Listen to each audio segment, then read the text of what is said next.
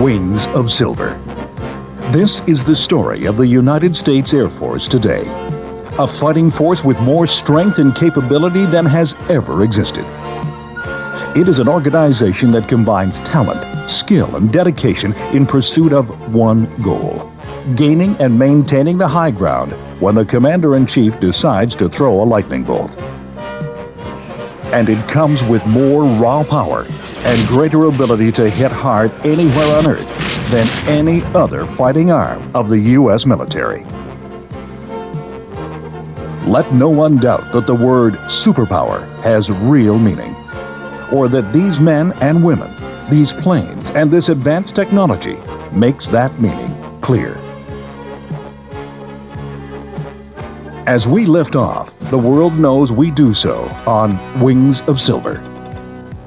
For the next 60 minutes, we're going to show you some of America's most powerful tactical weapons.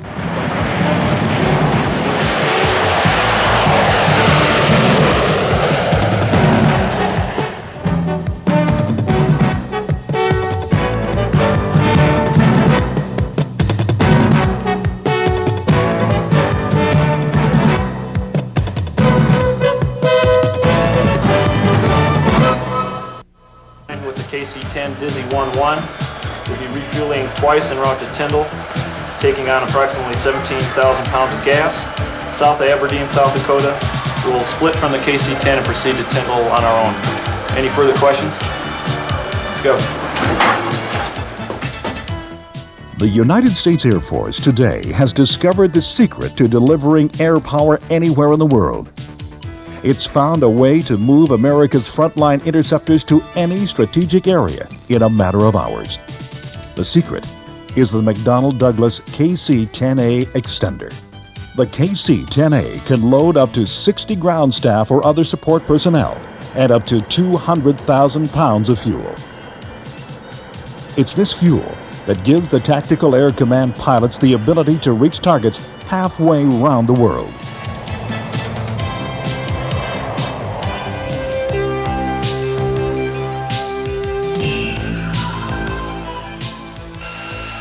Victor Whiskey, you're cleared to engage.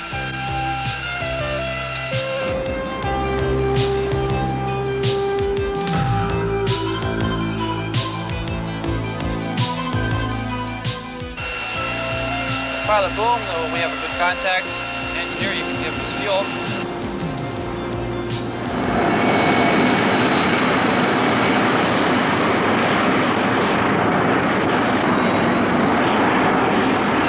Pilot Boom, the receiver's closing, 30 feet, 20 feet, 10 feet.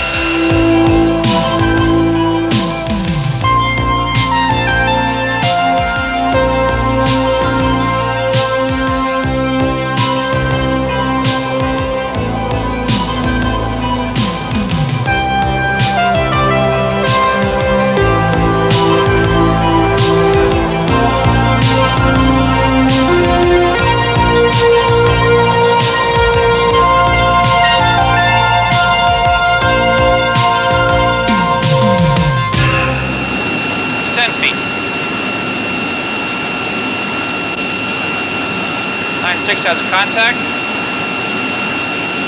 9-7, you're taking fuel.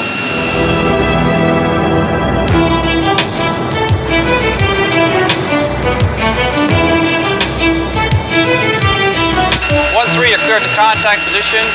8-4 is ready.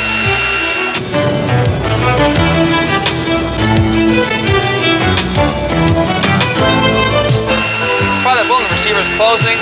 20 feet. 10 feet. 1-3, up 4.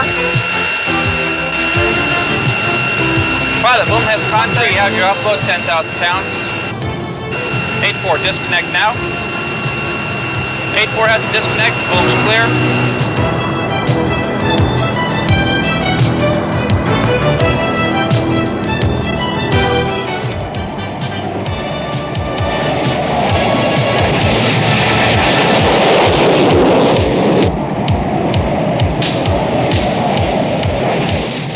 The KC-10A was developed by McDonnell Douglas from the civilian DC-10. The Air Force now has nearly 60 in service. It looks like 20 minutes till the rendezvous with the F-15. Roger. They can transfer fuel to thirsty fighters at up to 1,500 gallons a minute. 20 feet. 10 feet.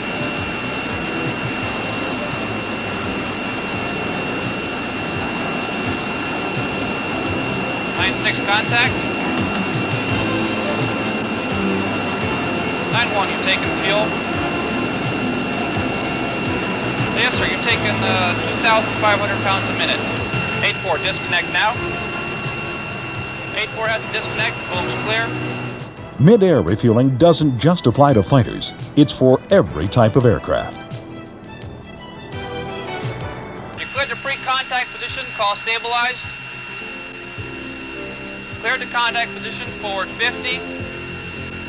Forward 40.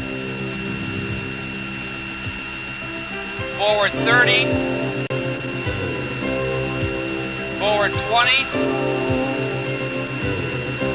Forward 10. Forward 3. Contact. You're taking fuel, sir. Okay, you're taking 6,000 pounds a minute. And you have your offload, 10,000 pounds. Disconnect now. Pilot boom, the receiver's dropping back. And he's stabilized back in pre-contact. This is the Lockheed C-141 Starlifter. Although smaller than the Lockheed C-5 Galaxy, it's one of the country's principal strategic airlift transports. The C-141B has a length of 168 feet and a load carrying capability of 343,000 pounds. It's what the Air Force relies on to ferry supplies, weapons, equipment, and personnel to every theater in the world.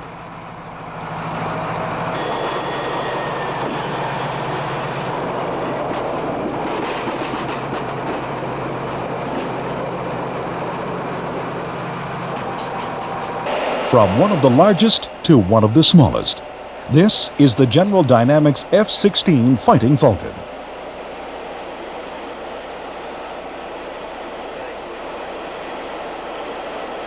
A single-seat, lightweight, multi-role attack and air combat fighter, the F-16 flies at the opposite end of the design scale from the twin-engine F-15. It's a true fighter pilot's aircraft, able to turn on a dime with a flick of its fly-by-wire controls.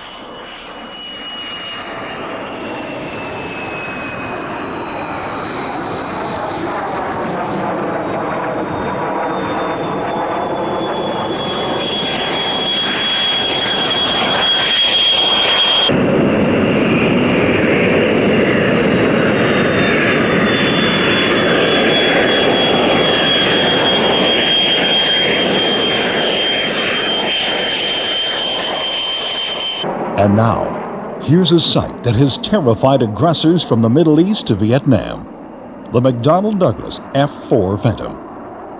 For almost 20 years, the F-4 was the top fighter in the world, the standard against which all others were judged. Originally a Navy plane, the F-4 was able to carry heavy weapon loads long distances, and the advanced Wild Weasel platform is currently the standard Air Force defense suppression aircraft.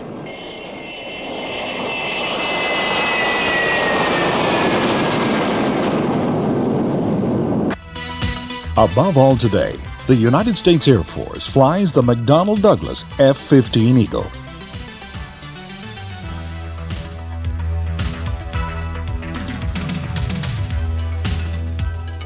The F-15 is the most advanced, most powerful, most hard-hitting all-weather air superiority fighter in the world. No other fighter in the East or West can match its combination of light wing loading, high thrust-to-weight ratio, long-range radar, and radar-guided missiles. To fly the Eagle is to fly a winner.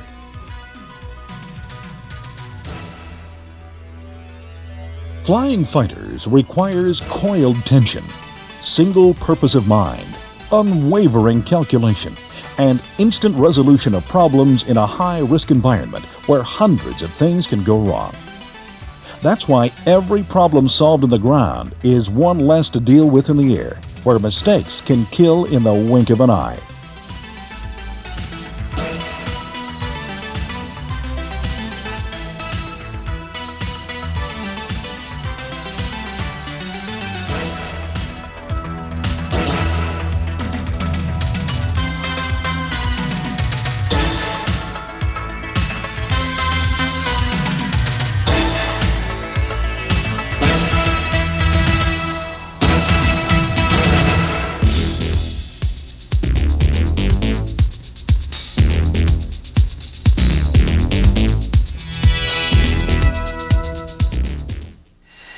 This is the Northrop McDonnell Douglas YF-23, one of two prototypes competing to be the new advanced tactical fighter, which will replace the F-15 Eagle in the late 1990s. Future threats, which the F-15 can no longer counter, will be defeated by the lethal ATF. With its balance of increased speed and range, enhanced offensive and defensive weapons, and by using the learned lessons of stealth technology. The futuristic-looking twin-engine ATF will fly and fight in the advanced radar networks and dense surface-to-air environments of the 21st century.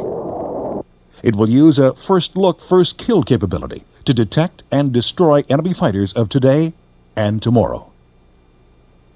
Awesome. He's gone. To keep these planes flying takes the very best on the ground. In today's all-volunteer Air Force, these ground technicians are key to keeping America's air power in the air. You can tell it in their appearance, in their training, and in the pride they bring to the job at hand. Let's watch now as they position an arriving flight of F-16s.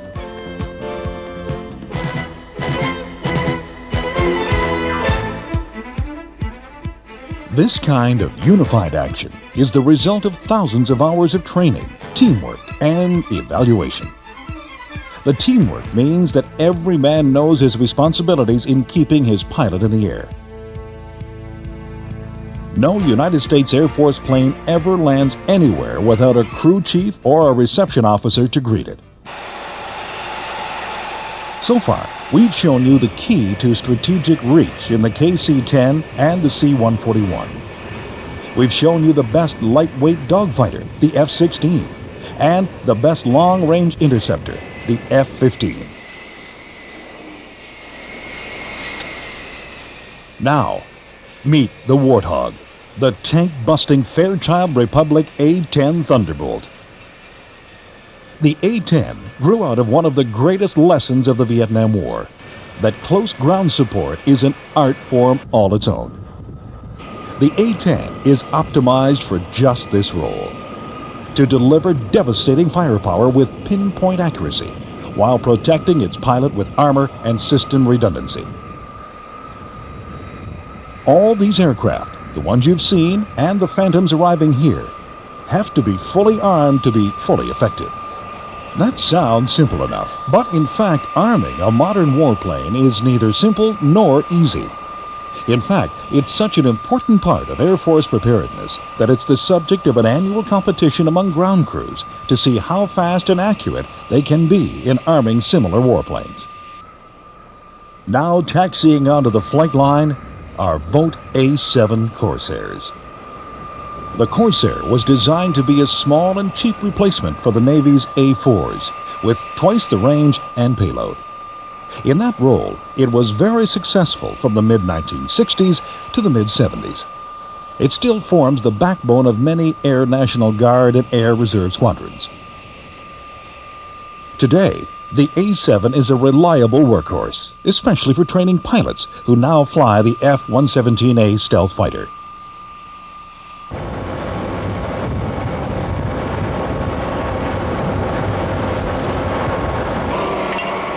The aircraft are now ready to be armed. A very specialized and dangerous procedure. Before any missile is launched or any gun is fired, they must be loaded. Ground crews spend hundreds of hours practicing for these exercises. That's because the performance of the ground crew is as critical to the success of the mission as any flying done by the pilot.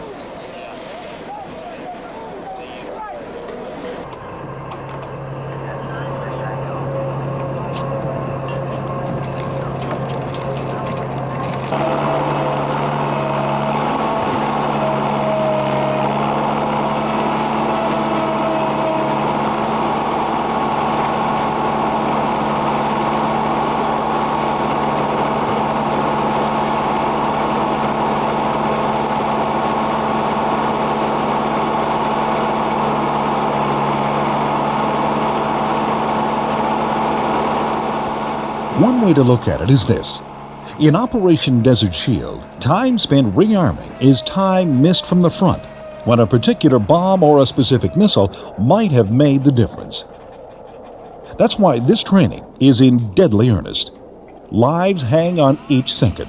Both the technicians, the pilots, and the grunts on the ground for whom the arrival of tactical air power can mean survival.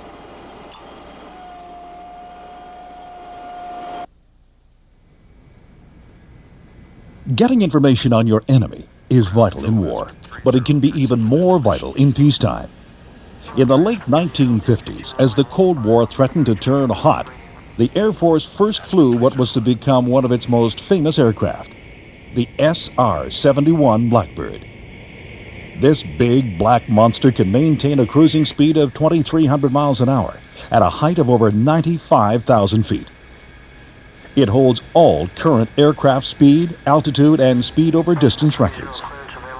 For years, it was one of the tightest held secrets in the Western world.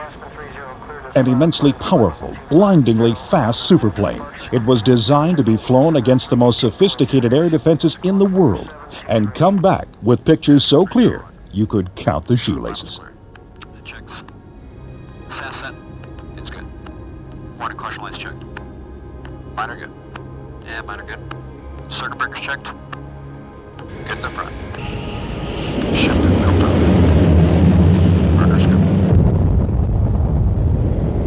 Two good engines. Max thrust. Burner. Speed choice.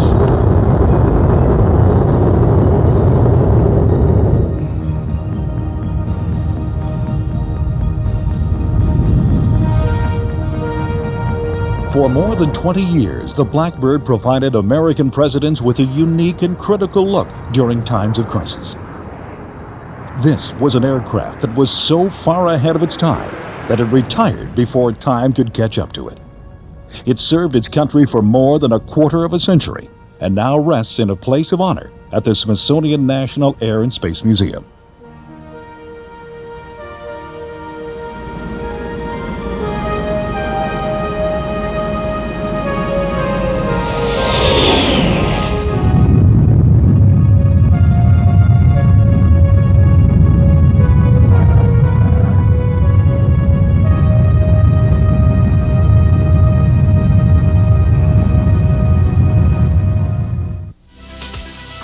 Fighter pilots don't strap into a jet.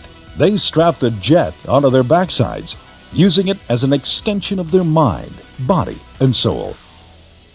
Preparation for each individual flight is critical to success. That includes detailed pilot briefing and the painstaking work of maintenance crews in readying the aircraft and its weapons. We want to work on our visual mutual support as a force ship, and certainly work on our comm.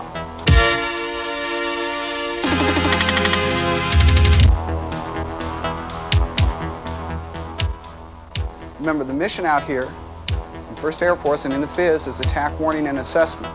To be able to do that, we have to identify anyone entering this zone around Iceland.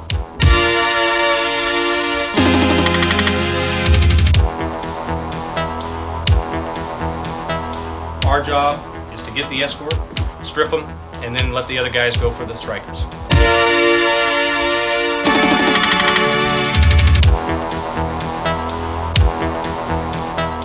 The name of the game today, gentlemen, is going to be emphasizing all aspect weapons employment, us and not them, and BVR will be authorized, so I'd like to see us out there employing front aspect shots, taking people out.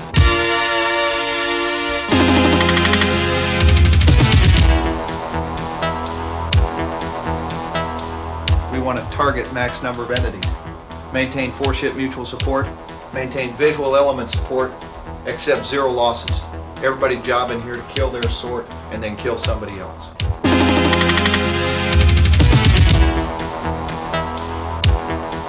Remember, you have the AIM-7, the AIM-9, as well as the gun. When you're in too close for a missile shot, close for guns. Take that snapshot, think about separating, continue to press the bandit. Questions? Let's do it.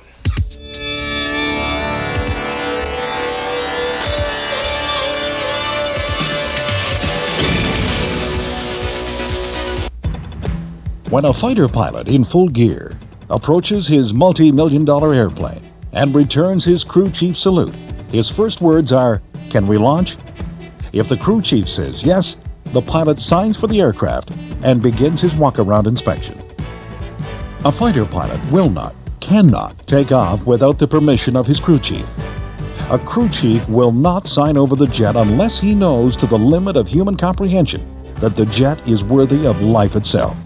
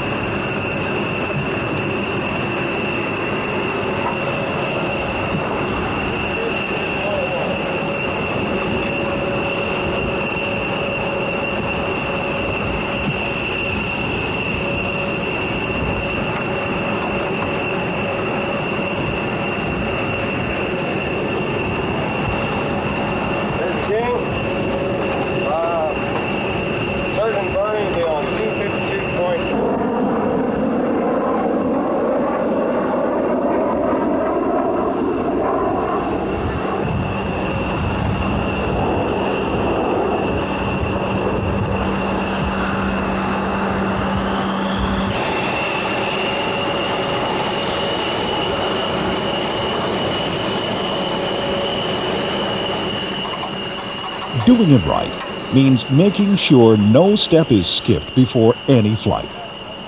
Too many lives and too much expensive equipment is riding on every flight to make a mistake. By the time the pilot climbs into the cockpit, he knows as much as anyone that his aircraft is ready to carry out the mission assigned to it.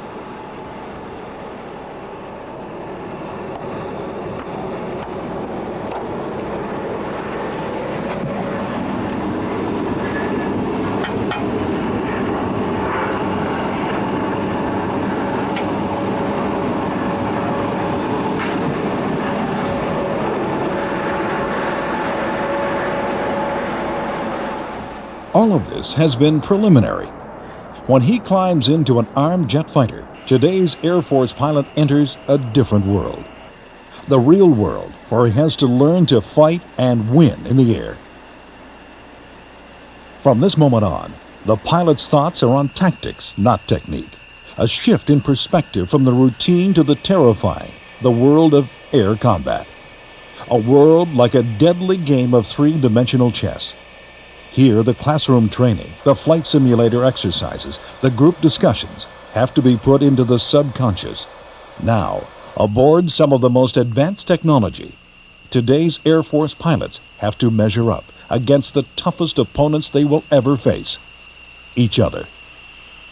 To have an outstanding flying machine and deadly weaponry helps, but pilot quality is the most important asset, one that can only be attained by first-class air training. Having an aircraft with the ability to outfly any actual or projected fighter in the world is not enough. The winning pilot must be able to outfight them. To achieve such a task requires the best that both man and machine can deliver, constantly honed to razor's edge sharpness, and there is only one way to get that edge: flying realistic combat training. This kind of training builds self-confidence. In the air, it is the quality that convinces the fighter pilot he is better than the opposition. While self-confidence is not unique to fighter pilots, it is especially critical to them because in their hands alone is an unforgiving supersonic flying machine, which operates near the very edge of man's ability to control. The fighter pilot is engaged in the deadliest game of all: survival. In this, he is either very good or very dead. A fighter pilot gets this good when his self-confidence is strong enough to override his doubts about his skills and his aircraft. In the millisecond world of aerial combat, if he stops to think about what he has to do next, it may be too late. But if he's trained properly, if his motor skills are up, and his reaction time finely honed, and if he believes very strongly in himself, his subconscious mind will assume control, and he will simply react. This is what training is all about. Place a good pilot among the best combat pilots in the world. Teach him the tricks that only experience brings. Make him understand that there is little new in aerial combat since 1918, with the exception of speed, altitude, and destructiveness of weapons. Impress upon him the fact that the opposition possesses the same motor skills, reaction time, and technical expertise. And then, hammer into him the fact that what makes him better is practice and experience. Only then will he be up to the task of taking a supersonic killer into the air and seeking out another self-confident pilot in another supersonic killer and beating him.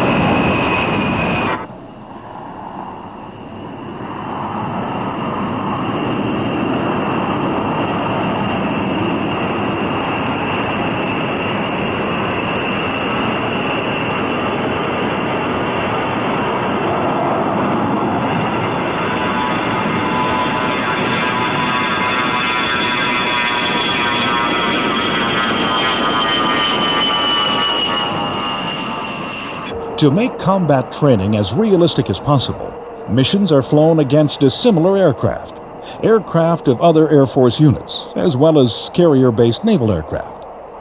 In these scenarios, the enemy may be simulated, but the action is real. In all air combat, the variable is always the pilot. How much maneuver potential he extracts from his aircraft will determine his success in battle. The trick is to keep his head out of the cockpit and fly the aircraft instead of watching over it. His goal must be to spend less time with the machine and more time with the fight outside. Keeping track of his enemy is the key to staying alive.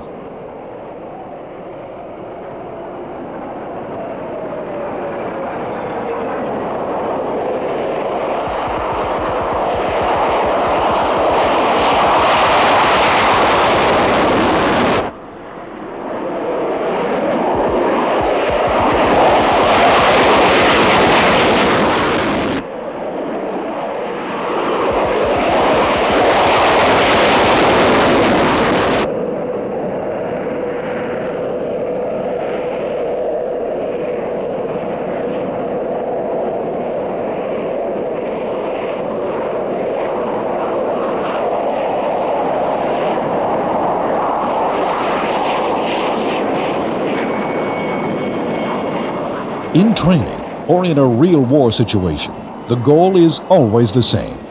Find the enemy first, get your kill, and get out of Dodge. To do this, Air Force fighters, like these F-16s, rely on AWACS, Airborne Warning and Control System aircraft, usually the Boeing E-3A Sentry. Victory 5, this is Fairfield. Vector 030 for bogey. This is the second major fact to consider in assessing today's Air Force. In addition to being an in-flight refueled Air Force, it's also a radar-controlled Air Force. Long before attacking warplanes can reach their targets, AWACS will have provided an early warning to ground commanders who can scramble ready alert fighters to meet the threat. Okay, Dick, if you'll take the area 270 to 220 is your search sector, and Jay, take 270 to 330 for your search sector. Roger. And control 730, control of 101 and 102 on station at this time. 730, control, roger, out. And Dick, do you see the bogey yet? Roger, I believe I hold him this time. Roger. And control 730. 730 control, go ahead. Roger, 730, have a bogey on your 296 at 199.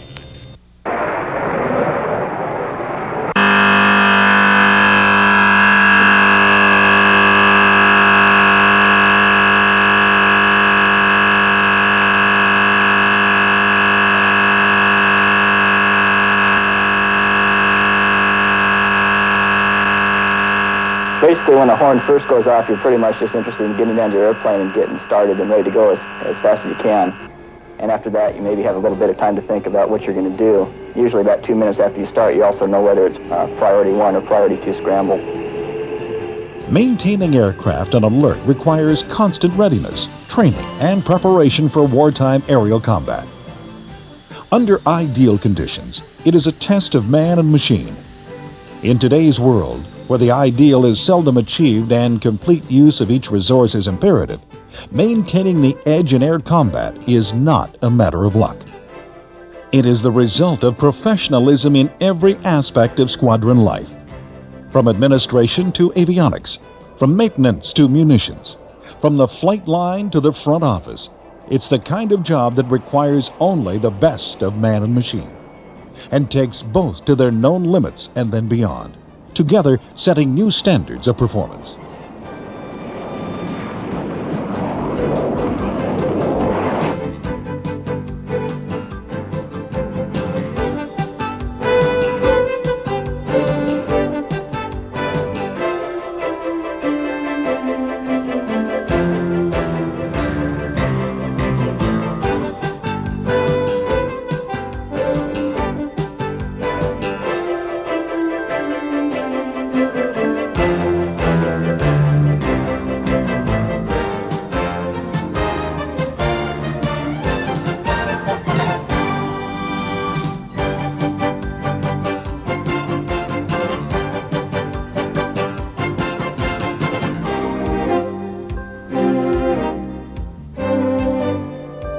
Target checking 150 into block 15 to 18. 04. Fuzzy 4 cut off ID. Fuzzy 4 fence check. Fuzzy 4. Fuzzy 4 confirm fence check. Fuzzy 4 fence check. Fuzzy 4 low Christian target 33020. For 20 miles. Contact target. Fuzzy 4 Judy 330 20 miles. Roger Judy. Fuzzy 4 clear to fire. Fuzzy 04 is clear to fire. Mako 1 marine target. 10 miles. Fuzzy 4 10 miles. Nomad 3. 10 mile 3 tally ho. Tonga nose 160 20 miles 8,000 feet. Gun target looks like an F4. There's 2 of them. That visual merge joint.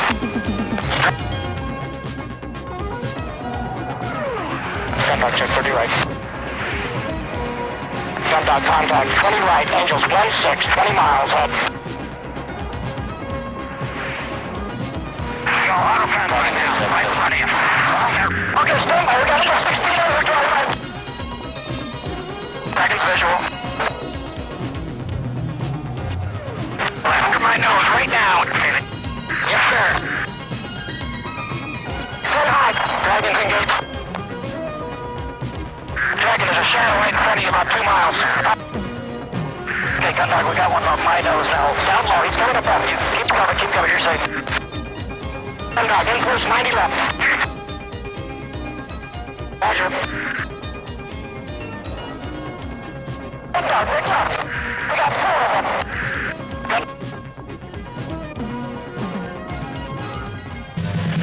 As fighters battle for control of the air-to-mod pilots take it downtown. But they can only do their job if the fighters first have control of the high ground. This is tactical air power at its deadly best.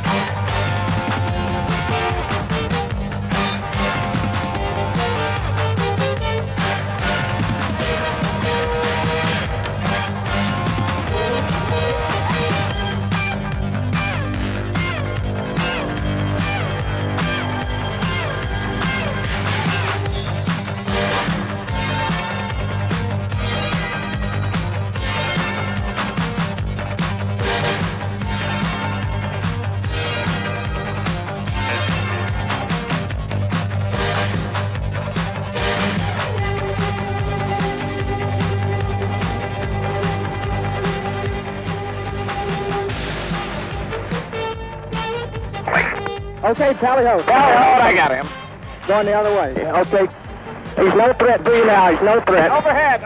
I'm back. I can't do anything about it. I ain't Okay, 300 knots. I got him. Okay, there's them 5 right down. Okay, forget it. He's on me. 3 o'clock down. I've got him. No high. And both are too high. You gotta push your work and you low it. Parker, 8 tall left 4. Port turn on the reversal. Box 1 on the F5, nose down. 8 tall on the turkey and the left turn. Take bogey on the left side. Might be I got him. 3.5 minutes. Gun. Hunter's out of here. F4 belly, left side, 10 o'clock. Thunder, you got F4 left side. Port turn, north east right. You got a turkey high at your 8 o'clock. Bring it around hard. Keep it back hard. Port turn in.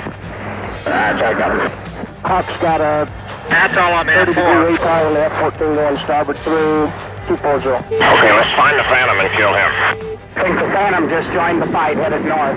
Okay, got a turkey. Made a call on the, Hey, dog, let's break it left. We got an F-14 behind us. Break it left. Okay, break port and down. I'd kick your right 4 o'clock. Yeah, tally ho. His nose isn't on me, but I'm in deep trouble here. We're going to drag you out, man. I'll get it on his way. Okay, he's got about 50 to go with his nose. Okay, drag you east. Okay. Okay, he's pitched off on the Mayberry back starboard, dog. That's true. You're about to get gunned. Oh, what a beautiful shot.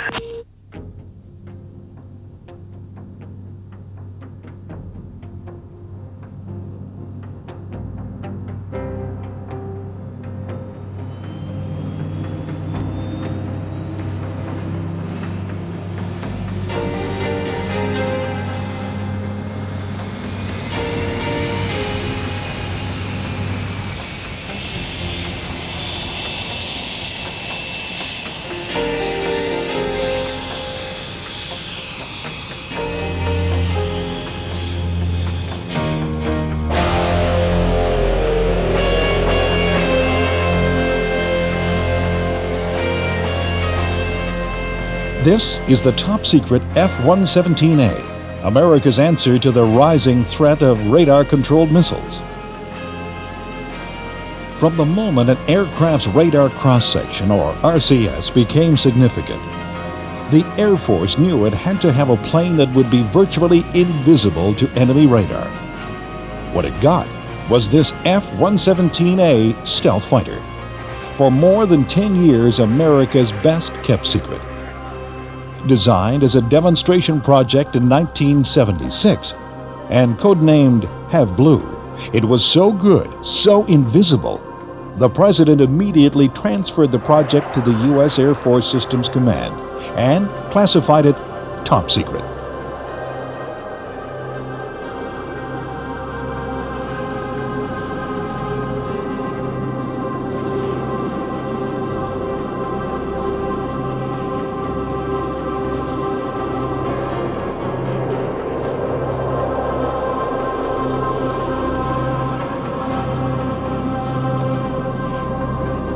Testing went on through 1978. Of particular interest was its performance against Soviet radar systems captured by the Israelis in 1967 and 1973. One thing they found out was that every crack and slot mattered. Before a test, even the gaps around the canopy and fuel filler door had to be filled with paint-type radar absorbent material, or RAM, and allowed to dry. Attention to detail even went so far as designing new screws, because conventional slot-headed screws showed up, like barn doors. The final results were unbelievable. Have Blue was virtually undetectable by radar. While most modern fighters have a radar cross-section the size of a house, the combination of shaping and RAM gave the F-117A an RCS about the size of a small bird.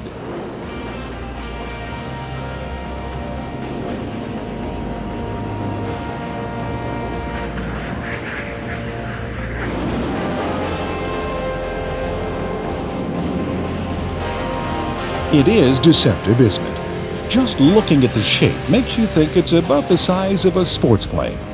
In fact, The F-117A is an impressively large two-engined aircraft about the size of an F-18 Hornet. Because its shape is so critical, its 4,000 pounds of smart weapons are carried internally.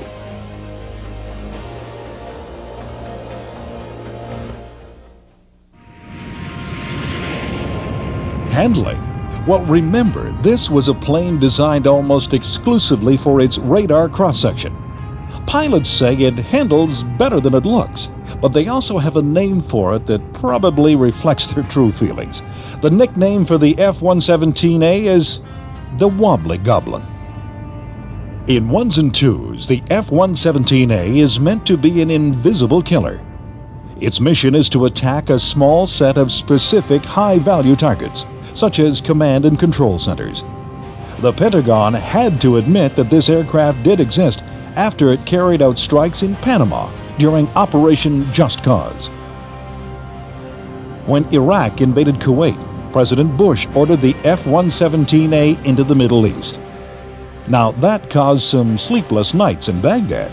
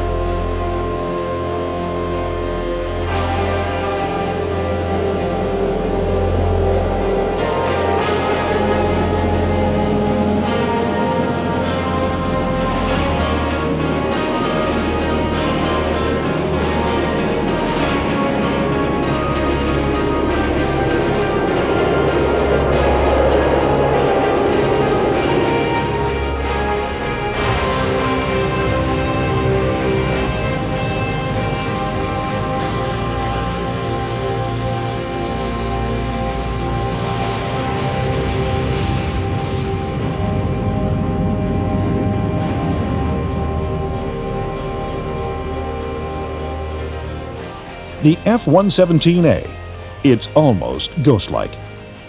But there are even stranger craft being tested today at secret air bases throughout the United States.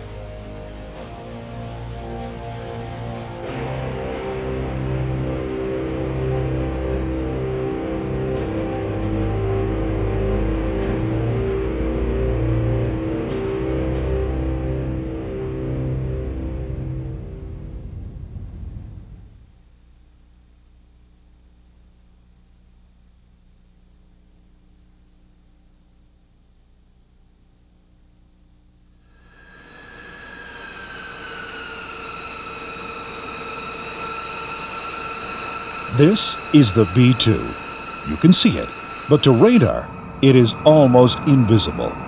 A ghost airplane that can't be identified or attacked. The B-2 is America's response to the threat to strategic bombers in the future. What was needed was a bomber designed from scratch to penetrate the thickest possible radar defenses. A bomber incorporating the latest advances in stealth technology. What was needed was this unbelievable aircraft, the B-2 stealth bomber. There is no question, this is a strange beast.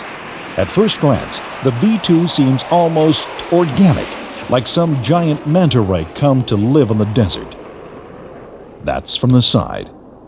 From above or below, it has no curved lines at all, just 12 straight edges. 5 parallel to the front left, 5 to the front right. In this respect, the bomber resembles the F-117A. But from the side or front, the B-2 is all gentle curves, not at all like the fighter. The reason is both complex and simple. The analysis that was impossible for engineers in 1976 because it was too big for their computer was possible when the B-2 was designed because Northrop used a supercomputer. This new software allowed engineers to compute radar refractions on curved surfaces and juggle them with traditional aerodynamics. In this way, the B-2 is a lot more of an airplane than the F-117A. It doesn't fly in spite of its design. It flies because of it.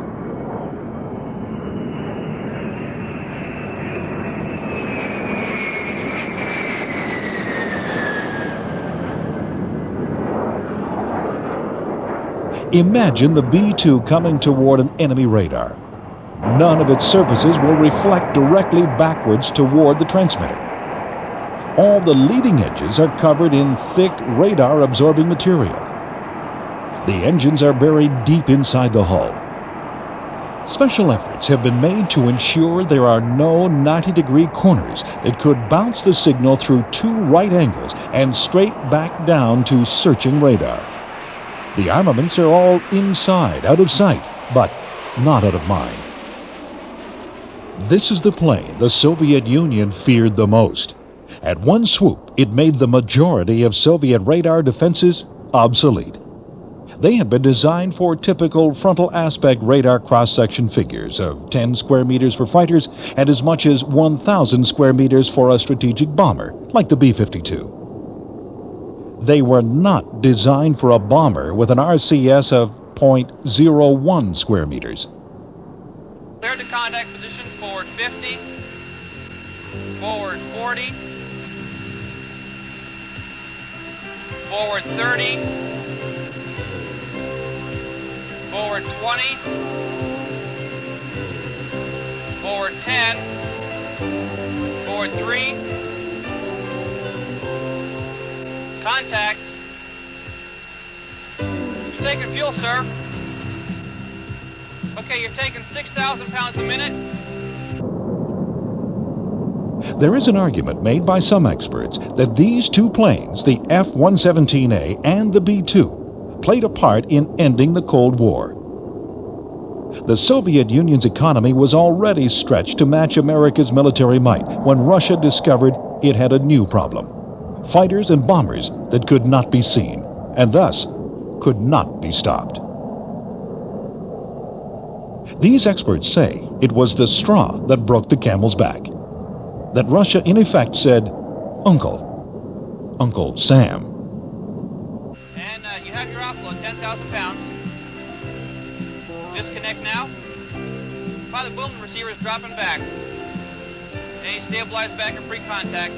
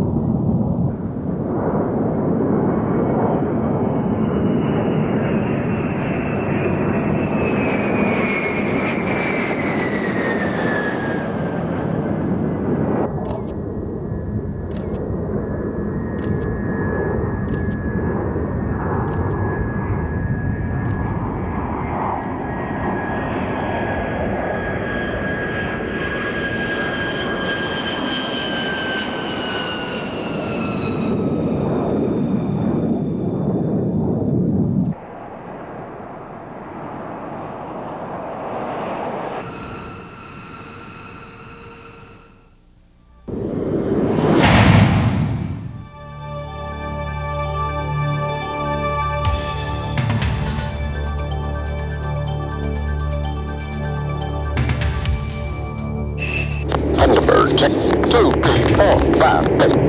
Let's run them up.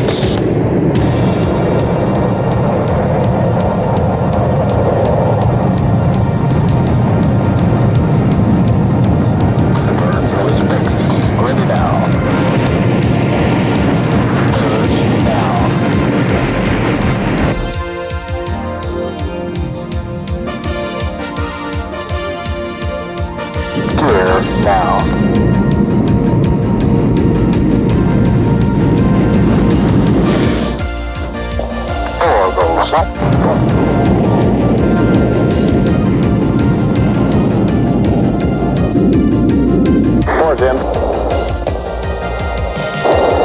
Ease forward. Check on the roll. The Thunderbirds, the most enduring of all the legends of the North American Indians. Many thought the Thunderbird controlled nearly all the powers that man could imagine, especially the invisible forces of good conquering evil and light overcoming darkness. Reports of the Thunderbirds varied from one great Indian nation to another, but crude drawings and burnt outlines on leather and buckskin depict a bird in typical southwestern Indian colors of red, white, and blue. The Indians believed that thunder was caused by the mighty bird flapping its wings. Lightning was believed to have flashed from its eyes or from 2 arrows carried in its talons that were hurled to earth. In 1953, the Air Force chose the name Thunderbirds for their aerial demonstration team. Thunderbirds. No other name will do. No other name could do. And now, accompanied by the music of John Seary, let's check it out firsthand and go for a high-powered ride. What you are about to see is wondrously beautiful. But keep in mind, behind the beauty of each maneuver, the Thunderbird pilots are constantly executing the diverse and intricate combat flying skills taught to all Air Force pilots during their training. These men train extremely hard to perfect their combat flying skills in the world's most advanced fighters.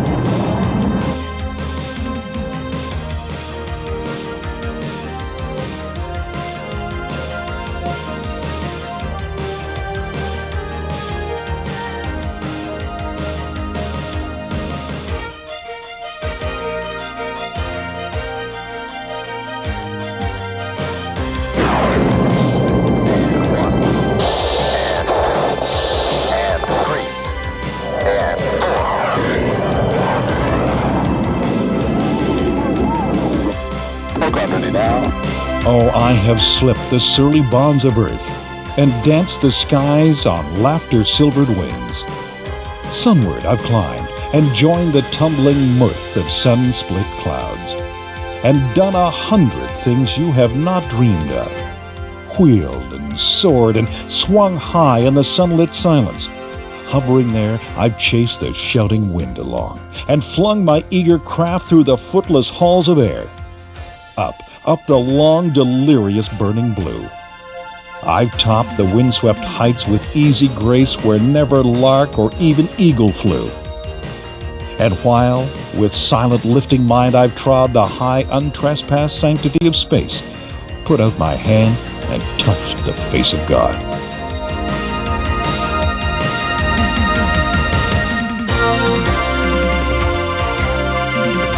Look off ready now.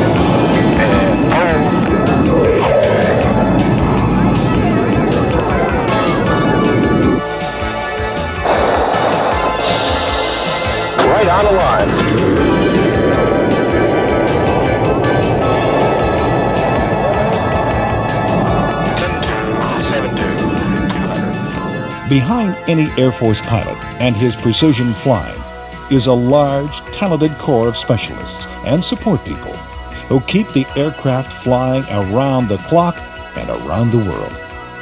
Call it what you will, dedication, teamwork, or attention to detail, they all fit. This presentation is dedicated to those men and women who proudly wear wings of silver.